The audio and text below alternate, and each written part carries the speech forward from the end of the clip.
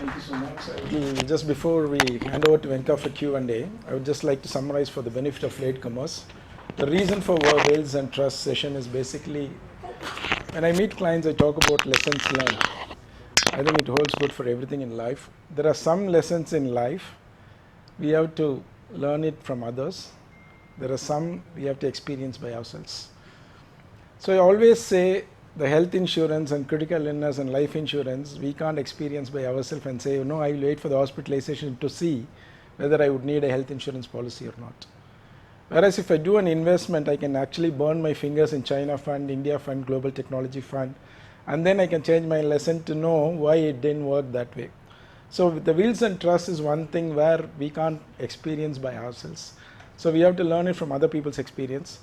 So especially in this year, the last 6 months has been quite tough for me as an agent because a couple of my clients passed away.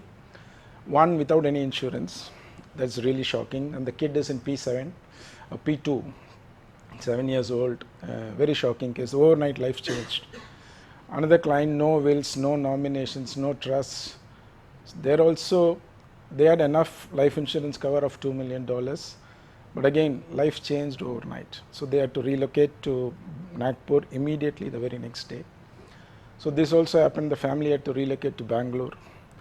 And Venka spoke very interesting point about vultures having money. I would introduce, there is a client of mine who just stays in the opposite block. She was actually a widower when she was 56, 57, never worked in life. The husband was working for Standard Chartered Bank. So because he worked for Standard Chartered Bank actually had an account. So it was a joint account. So the money from AIA of 800,000 went into her. It was during some market peak, soon after COVID or something like that, or before COVID when the market was really peaking. She actually told me, I want to invest this money of $800,000. She wants a steady payout. I was being too nice. I said, the market is too expensive.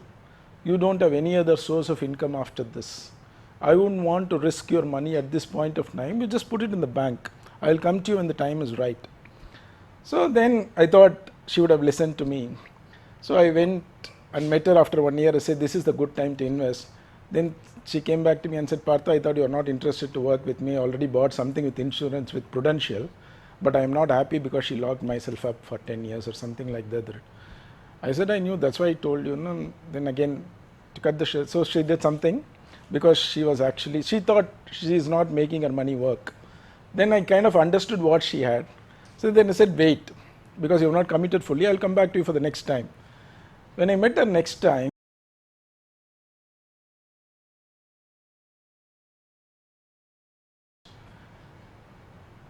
imagine a widow at 57 years, never worked in an experience. Can anybody actually ever sell a leverage product? Forget about bonds.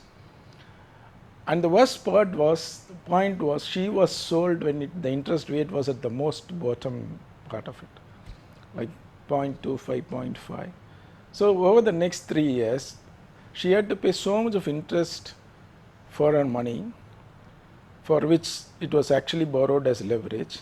And not only that, the bonds fell so much. Even a TLT sovereign bond in the last 3-4 years, ever since from zero interest rate, it's actually fallen like 40%. So these things could happen. So the point of this session is to be very honest. All of you might agree, we don't benefit anything out of this. If you have a trust, if you have a will, if you have a nomination, it doesn't actually affect us.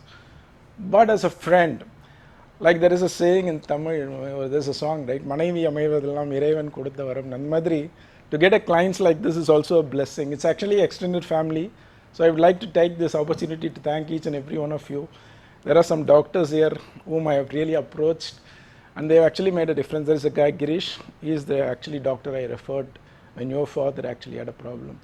So they were so nice to refer those reports from India. So who will actually do those things? So there are so many impacts. I've seen, like Kumar will probably come a bit later today. So it happened with his wife as well. And for my daughter, when he actually had scoliosis, Dr. Rajesh, anesthetist in NUH, we were almost decided for the surgery. He actually referred for second opinion to another professor. Then somehow it actually changed the course, and she could manage her Arangetram successfully. If he had gone for the surgery during our O levels, so they are not just clients. So So to me, each and every one of it is a very, very professional relationship that I have, and a very, very close personal relationship. So thank you so much. So basically, I don't want any of my friends to go through what other people are going through in life. So this is what it is. So think through it. Just imagine, I mean, if nothing happens for the next 30 years, it's fine. But what if something happens? Do we want our own loved ones to go through what others are going through?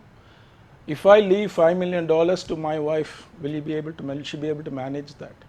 In fact, the first thing Venkat told me is like, whenever something happens, you don't care, just instruct them to close down all your US accounts. Just ask them to log into your Saxo, Interactive Brokers, whatever, just sell first. The rest of the stuff you can see later. Same thing, if you have a bank account, access to a bank account, transfer the fund first. At that point of time, we don't know. So sometimes now we think, what is the big deal? Let's see. But yeah. So thank you so much once again for making it today. Any questions to Enka for trust before we move on to the next session?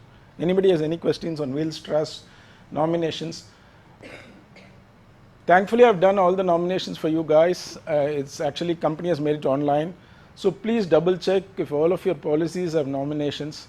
Nominations are the very basic thing. If you want more bills, as I said, if they think they will have a problem in managing that amount, make it a trust so that it's actually easy.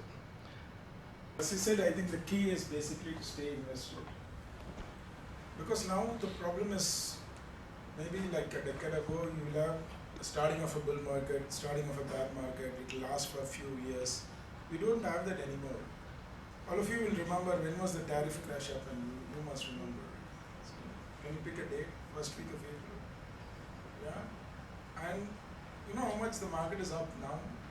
It's exactly a month, right? It's actually up more than 20%. And if you take the 2-3% from NASDAQ, from the lows that happened on Monday, on the April 5th or whatever that Monday, and today it's actually up close to 23%.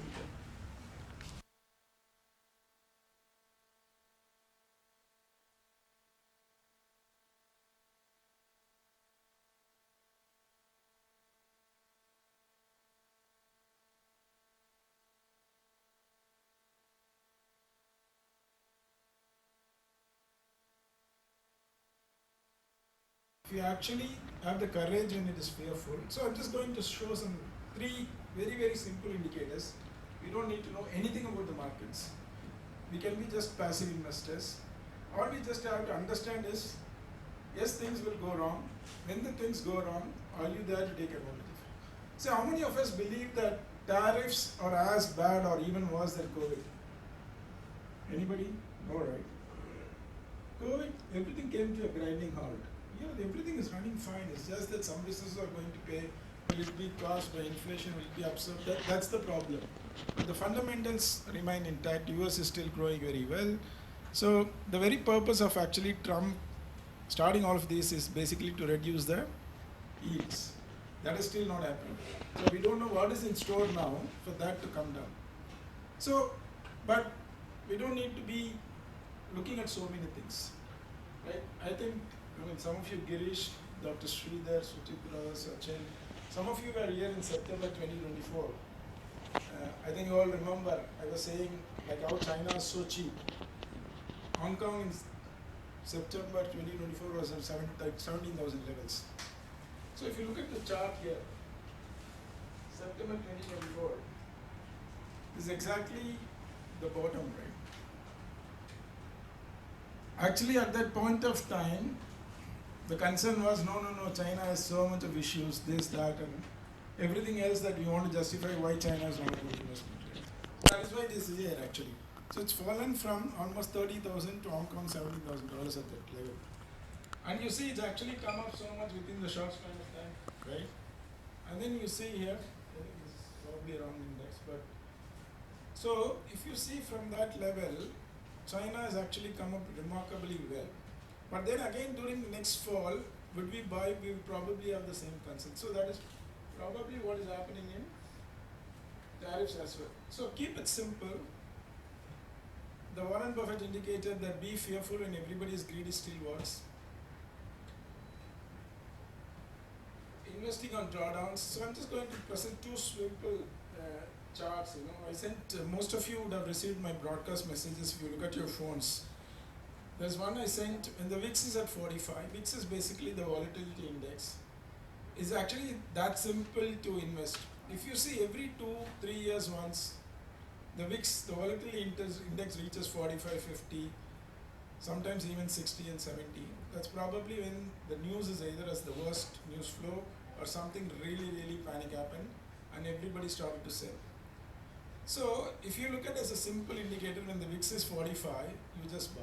Don't worry about it. Be it COVID, be it whatever, the financial crisis, it doesn't matter. So if you see the chart next time, right, you see when the VIX is actually closes above 50 historically, this is from January 1990 to 2000. Is it such a simple indicator? We don't have to worry about what is the impact. We don't have to worry about what is the economy, where is the index, what is the target, nothing. If you buy S&P 500, when the VIX has touched 45 and above, single year, 1 year, 2 years, 3 years, 4 years, 5 years chart, it is actually in the red. And many times you see it's actually over 100. Of course, the only reason this kind could be different always plays well in your mind. But then there are like 100 indicators. But even if it plays in your mind that this time it could be different, we can't say that. We can't rule that. There was one, we all went to the Sydney cricket test. So that was the last series for Lakshman, Dravid, Sachin. And in Sydney, till that test match, Lakshman has never missed scoring a century. So we thought whatever happens, at least we'll see 1 century in Sydney. And we went there, he got out. Both the innings he didn't score a century. So VIX can be above 45 and you could have a negative return once, maybe in a lifetime, it's possible. It could be this time, but historically it says this is the best time for you to invest. So if you see that, it has actually happened in 8th of April. And from that time, that is the time we started the Saxo market. So from the time today, the market is up 20% in just 1 month. So we don't have to worry about a lot of this PE, market cap, what is the impact on tariffs, what is the cost, nothing. You just blindly buy the index. If you're good at it, you buy some individual stocks. But if you buy S&P 500 or NASDAQ, you can't go wrong. And if you look at the Taiwan semiconductor numbers for this month, the numbers were up 20% month on month. So that means the semiconductor industry is still growing. Right? Actually, they are the first market indicator. So for the rest of the economy to fall, it will probably happen. Taiwan will be the first one to, the semiconductors will be the first one to actually have an impact. Because all the infrastructure will be in place, there is no demand and stuff. So to me, the pipeline for the next 2-3 years, there is nothing much to it. So this, I would suggest, this is something I sent to all of you. In fact, there was somebody who even went into Global Technology Fund after that. If you see that in the last 1 month, Technology Fund has gone up 15%. So there are some who have actually asked me, like, if you want to take a higher risk, what is the best way? Because if you see Google at 150, 160, you can't go wrong. And Google, if you see Waymo alone, which is actually not even factored, the number of trips what they are doing in terms of automated taxis in US, it's up like 10 times or something like that compared to last year. So imagine if that is going to be the norm, and Waymo, Google, nobody talks about like a Tesla in terms of autonomous driving software or a taxi, right? Imagine if Google is tying up with every other company, all the Japanese car makers, for example. So this is one indicator. So this is again another indicator, returns after 15% drawdowns in S&P. So don't worry about anything. If you see what is the peak of S&P, has it fallen 15% this time? Don't worry about anything. Has it fallen 15% this time, you just buy. It's very similar to the other VIX 45 indicator. You just buy like after 1 year, after 3 years, after 5 years, after 6 years, after 10 years. There is no way you can actually lose money. So that's the best chance always. So as I said, some of you, the Global Technology Fund, if you see, is actually up almost the 1%, the 1 month, if you see, it's actually up 16% in this just 1 month. So if you wait for clarity, it's never going to happen. You should have the courage to just go and see, 2 years later, we all will come back and say, oh, Partha sent this message, I should have put in $1 million, it should have become 5 million now in 10 years. We should have put 100% in technology fund, but at that time, like how many of us think, oh, COVID, definitely economy would come back to normalcy. But then everybody at that point of time would actually want to buy Pfizer and Moderna, and nobody wanted to buy other stocks. Now see, where is Pfizer and where is Moderna? They have fallen 90%. Who would believe that Moderna, after earning billions of dollars during COVID, is actually sitting at 90% loss? So that is actually the reality, right? So you just stay invested. And in my 15 years of experience dealing with so many clients, the only time people have lost money is just doing some one-off investment at a particular point of time or not having any follow-through after that. So sometimes you might invest at the wrong time at the peak. After that, you don't do anything. Or sometimes, like for example, when I joined this business, it was a norm to say just invest 50% into regional fixed income, 50% into regional equity, and just put into auto rebalancing, you can never go wrong. But then China collapsed in the last 10 years. The bonds have collapsed. So that is actually, that combination is out of the window now. So if you don't have a consultant who understand this, that's why sometimes I tell it's like going to the doctor, right? You can see two orthopedic, it's not the same thing, right? Why? Otherwise people will all go to anybody, right? So to whom you actually go makes the same AIA product, from whom you buy actually makes a difference, because what was relevant 10 years ago may not be relevant today. So these are just simple things, and why I would want to say this is because, see, if you look at it, India Equity Fund for the last 5 years has done 15% CAGR in dollar terms. The same thing with technology, same thing. Again, regional equity is impacted so much because of China. As he said, the choice for you is whether you want to be on an overvalued India or you want to be on an undervalued China. So the choice is yours. To me, India still has a long way to go. I think there will be a lot of spillover by default because of these tariffs, because it's not, there is going to be a new normal like COVID. So even if China settles this tariff issue today, people will still set up offices, manufacturing units somewhere else, because they don't know when it will actually come up again. And believe me, today or tomorrow you will hear from China and say we are not happy with the tariffs, and China might say this is not good, we are not agreeing for this. So the market can fall 5%. So moving to other countries will happen, be it Vietnam. So there will be some spillovers, definitely will happen to India. Apple is already saying all the US shipments, all the US purchases will not come from China very soon. So that means most of the iPhone for US will come from India. So there are a lot of these companies, right? So there are a lot of these companies will actually, and there is an, like tariffs, the biggest hit today, there are many doctors here, so you might be aware, there is a big change in the pharmaceutical industry as we speak by Trump today. Eli Lilly has fallen from 900 to 720. So ABV has fallen from 2020 to 220 to 180.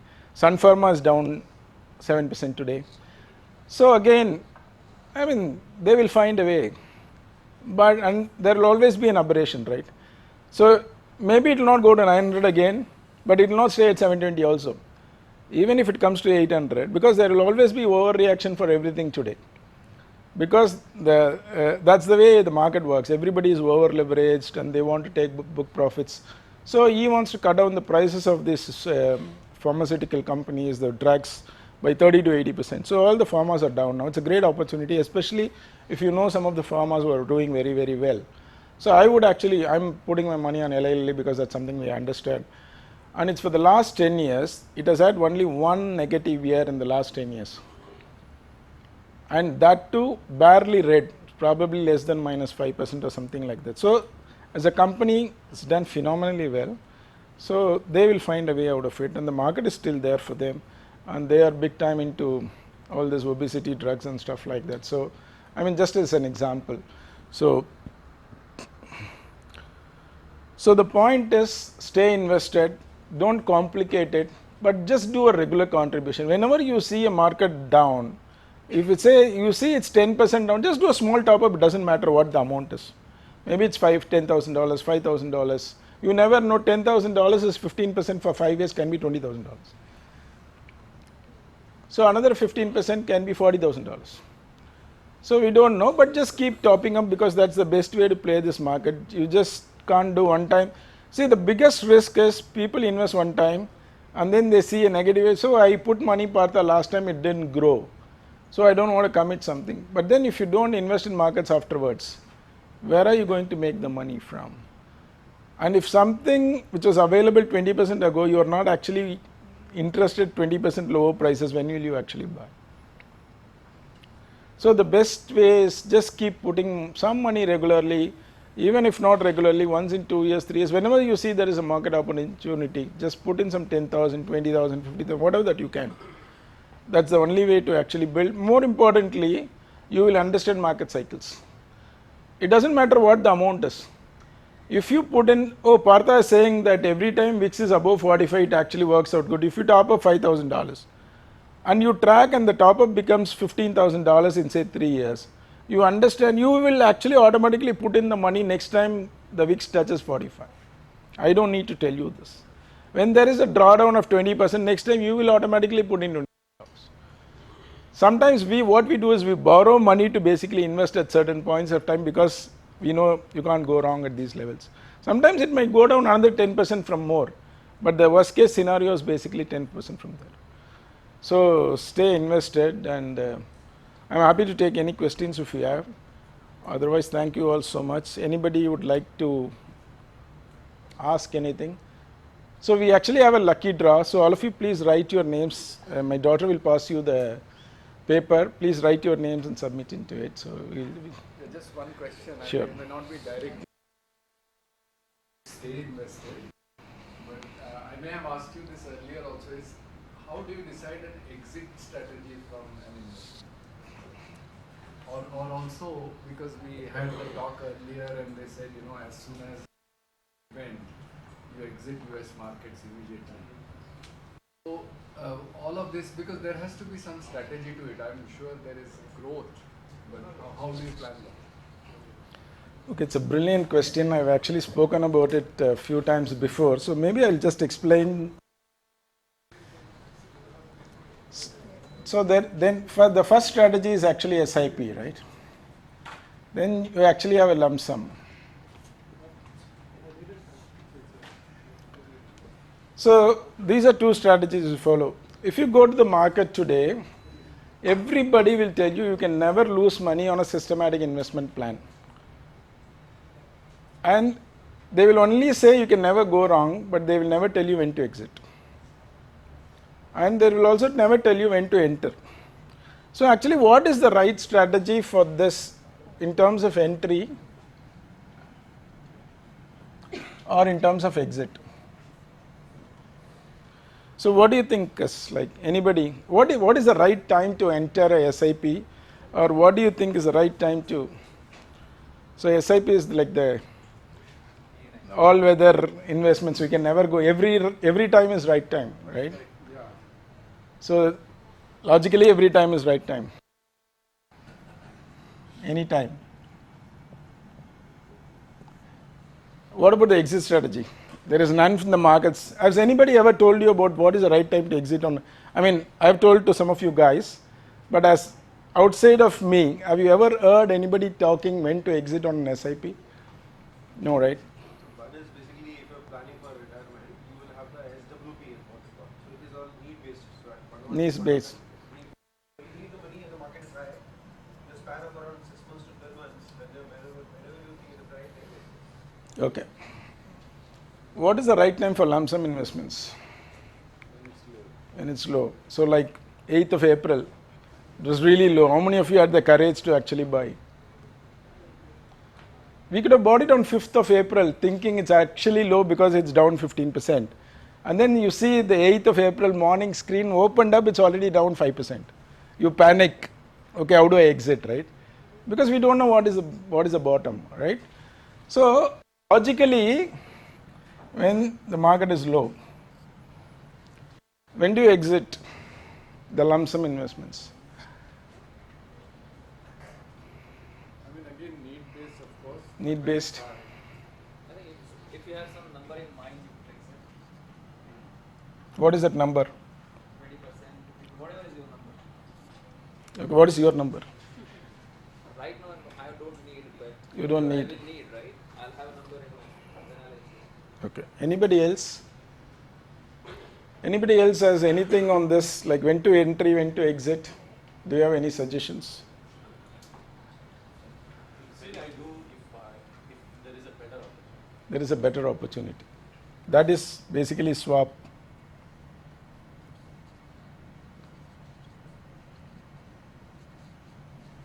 Okay. Look at only from the stock point of view. I also look at a company point of view. Is it a No, that is on an individual company. Okay, but assuming overall market, because individual company can go down 30% even when the market is really, really good. So for example, every stock is going up today except the pharmaceutical stocks. So the fundamentals of pharmas have changed. Like you said, maybe semiconductor might offer better opportunity today for people who always like to see green. But we are all contrarians, right? So I will actually exit semiconductors today on a rally and I would buy pharmaceuticals. It depends on the conviction level that you have on Eli Lilly or some other stocks that you actually, because these pharma companies you don't get at good values all the time. So when there is an opportunity, you just want to buy and sit tight, right? Okay, so what I have actually told all my clients is basically this. Many times we lose money because there is no need. I don't have an use for this money now. It's okay, I can take 5% loss. It's okay, I can take 10% loss. Many times that's what happens. I don't need any. My daughter goes to college in 5 years' time, I don't want money now. My son goes for education in 7 years, I don't need money. But it's not the needs that actually matters. We should also consider the time frame in which you have actually been investing. So if you're doing a SIP, anything less than 5 years, even whether it's need, no need, market is up, down, I would not worry. Let's assume I'm starting a retirement plan at 45, right? So my plan is actually 62. I want to do 17 years of SIP, right? So my need is only at 62. If there is a crash happens at 48, 49, which is very likely, maybe I might even go in the negative for a brief period of time in terms of CAGR, which is okay, because my timeline is still 62. Then I would not actually worry much. Let's assume I do $10,000 every month, so $120,000, right? So in 5 years, maybe I would be closer to 600K. Let's assume if the fall happens on 250K and you have another 2 million to commit, or you are prepared for it, would you actually worry if market falls 50% on 250? Would you be happy or would you be worried? I want to invest balance 2 million for my retirement and I invested only 250 and the market has fallen 20%. Would you be happy that I'm getting 22 million at 20% cheaper, or would you be worried that 250 is actually down by 20%? Both. Happy, right? But then the fear will strike you. What if the 2 million also goes down 20%? You should be happy, but we are never happy. And when the 250 starts to go up to 300, then we wonder I should have put in the 2 million again when it was 250. Right? So what I'm saying is, I know it is very disturbing. It will look like the end of the world that you cannot invest in equity anymore. Then you think similar to my 250, 2 million can also go down to zero. But the reality is it doesn't happen. If the reality goes down to zero, it doesn't matter what you do, everything else will be zero. Right? So, if I do an SIP, if it is 5 years, I would not even worry about it. I will be very happy, like I say, if the VIX is 45, I can do 500K instead of 120K.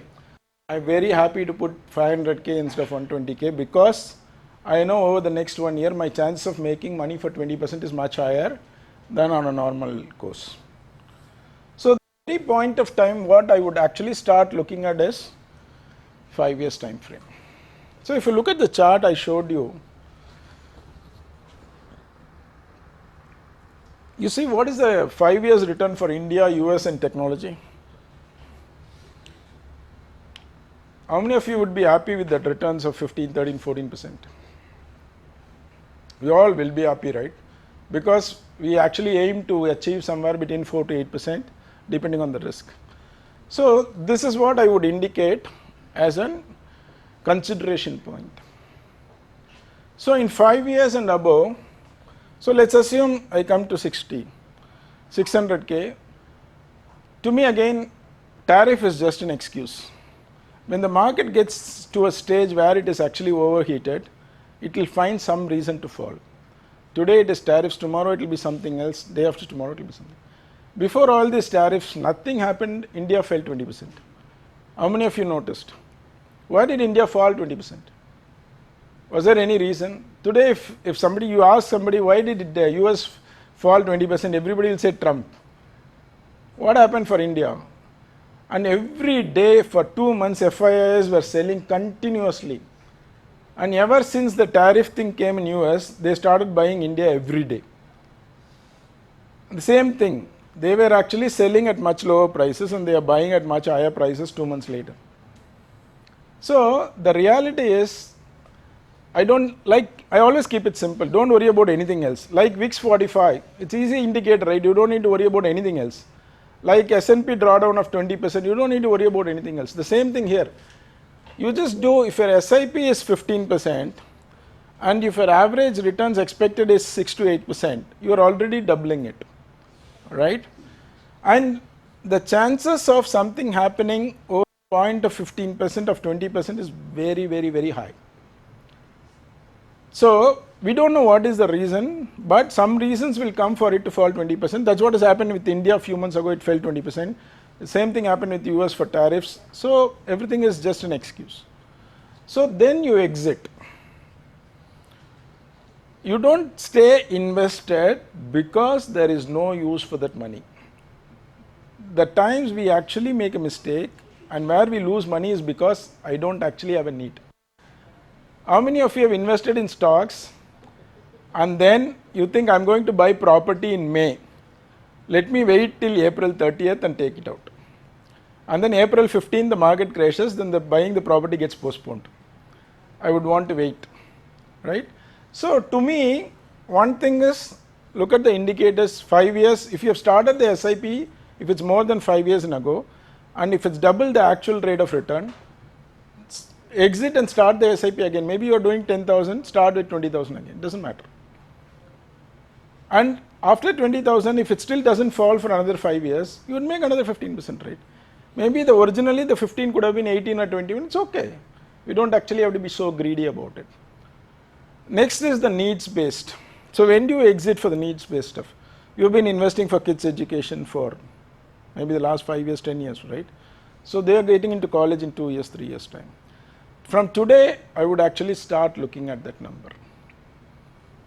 If, let's assume the same thing, instead of 5 years, my rate of return is actually 15%, and if I need this money for kids education in 2 years, I would actually take out that money today. Because I don't want to risk that. The same thing goes for retirement.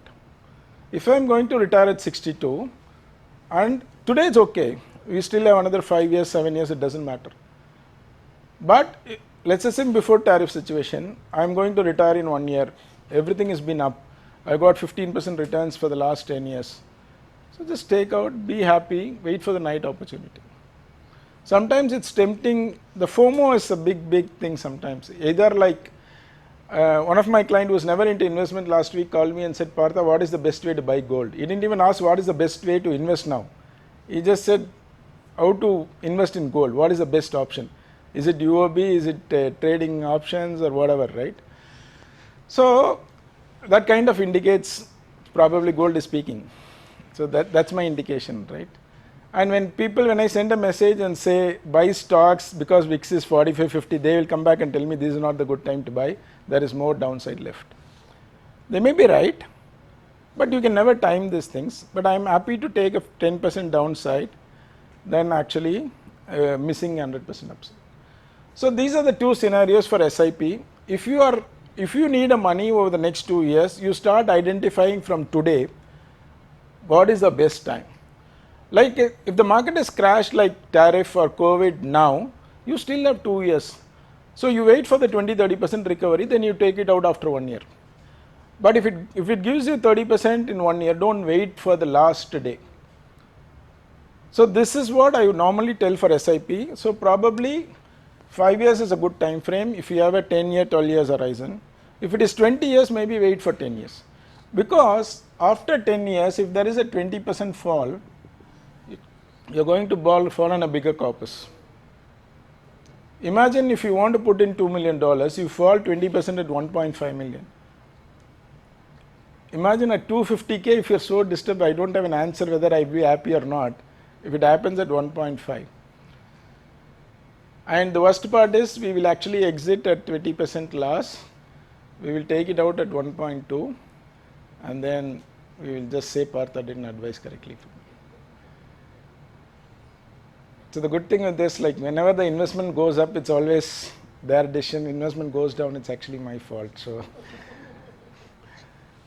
So this is in terms of SIP. Is it clear? Anybody has any doubts like what is the right entry strategy is? And also for the entry strategy, I would always start my SIP when the market is at its peak. If you see something is at 52-week highs, do SIP. If it continues to stay at 52-week high for the next 5 years, you know you have made 8 to 10% happily.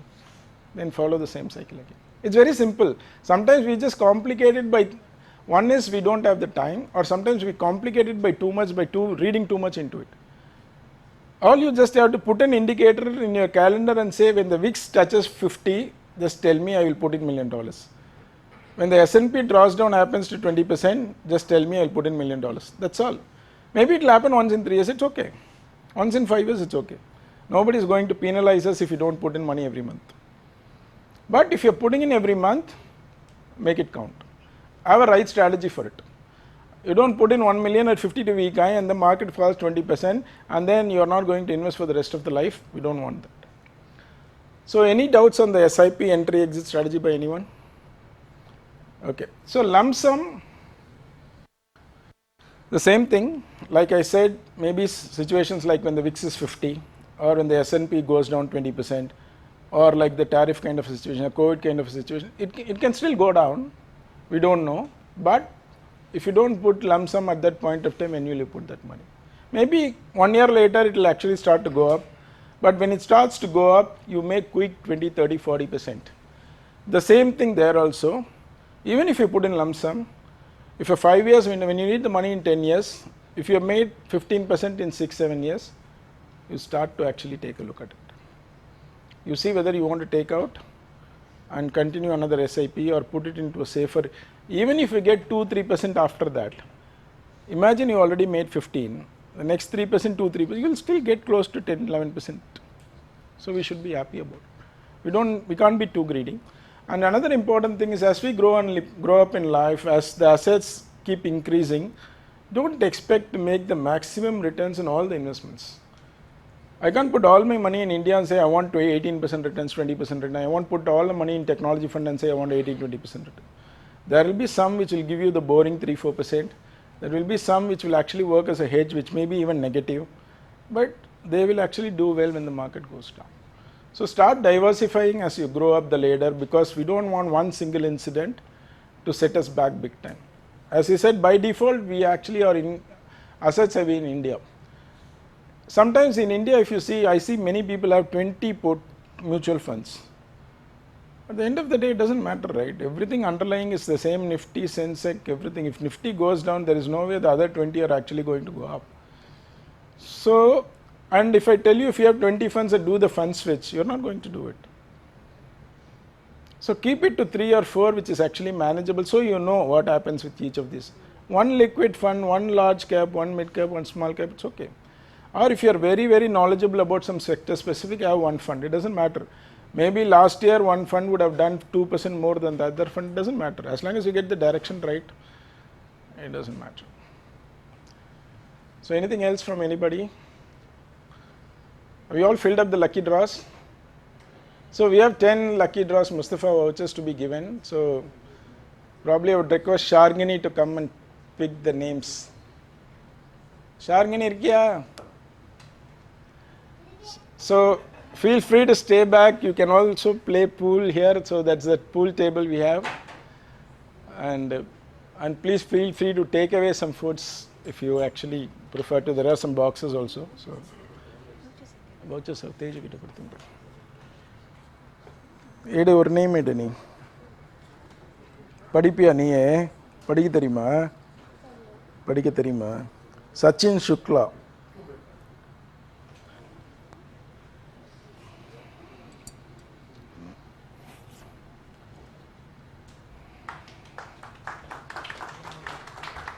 photos எடுங்க எல்லாரையும் எடுக்க சொல்லி thank you so he's actually referred many clients for me for the last 10 years so probably it's also deserved so, It deserves it. thank you It deserves it. next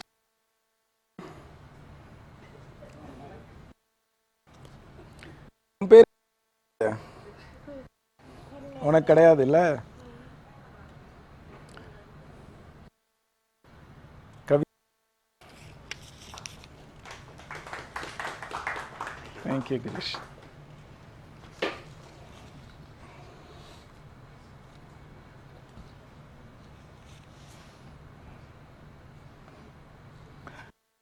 Mauli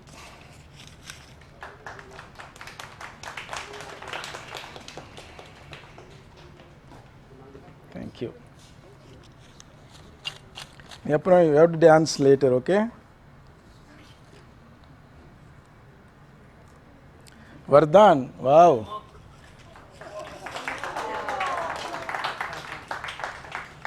congratulations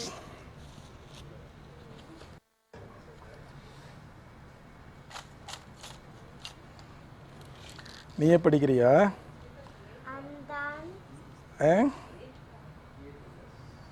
Anand AKV நண்பேண்டா is my very good friend in fact he is responsible for me coming over to Singapore So you all owe me. so I actually came in as an IT guy so then slowly changed my professions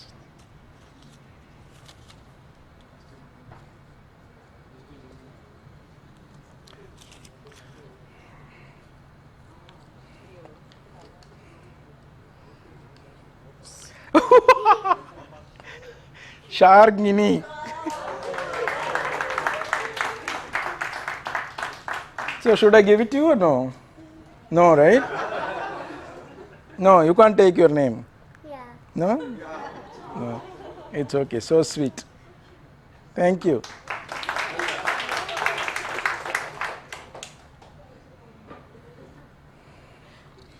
நீ தான் எழுதினியா ஷார்கினி name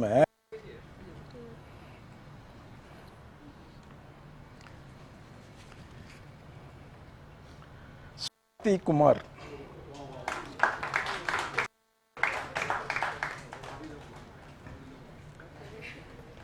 அப்பாட்ட கொடுத்துறாத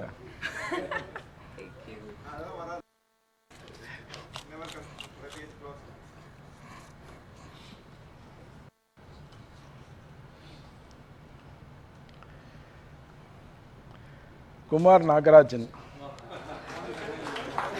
நீ இதை அப்பாட்ட வாங்கிக்கோ Thank you for coming.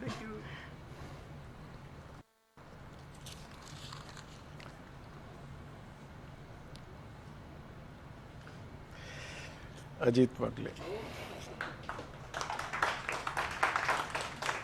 Thank you. Maybe we'll just take some pictures after this.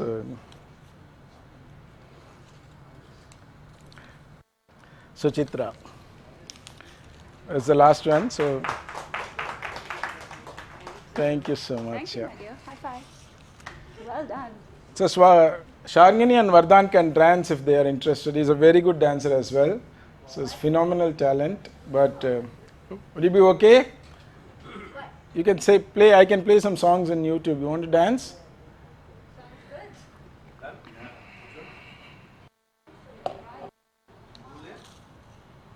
So thank you all for making it. So we will definitely catch up maybe again in 6 months' time, maybe for a dinner without the talk.